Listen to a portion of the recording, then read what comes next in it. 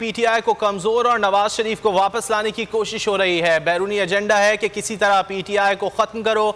Chairman PTI Imran Khan ने हकीकत बयान कर दी। बोल न्यूज के प्रोग्राम तजिया में समी इब्राहिम को इंटरव्यू देते हुए कहा कि हकीकी आज़ादी की तहरीक फैसला कुन मोड़ पर है। 13 अगस्त के जलसे में आइंदा की हिकमत अमली का ऐलान करूंगा। हुकूमत तब्दील करने वाले नहीं चाहते, खुद मुख्तार हुकूमत आए। ये जानते हैं कौम खौफ के दौर से गुजर चुकी। जिन्होंने 25 मई को जुल्म किया उन्हें सजा मिलेगी। सियासी इस्तेहकाम आएगा तो मईशत ठीक होगी और सियासी इस्तेहकाम का एक ही तरीका है कि फौरी इंतखाबात कराए जाएं। इलेक्शन कमिश्नर डरपोक आदमी है, खुद से कुछ नहीं कर सकता। ये लोग इंतखाबात से भाग रहे हैं।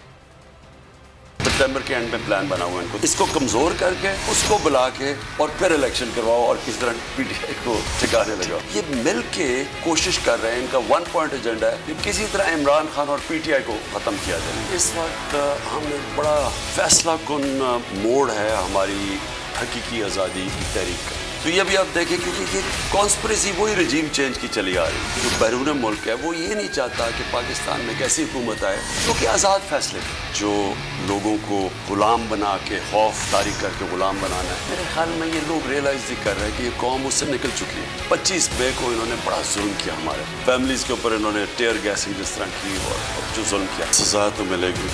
जिन्होंने कानून तोड़ा है उनको सजा मिलेगी। लेकिन वो जो हम केसेस बना रहे हैं वो ऐसे नहीं कि जिस तरह यहाँ पकड़ो कि कभी किसी को उठा लिया कभी किसी को।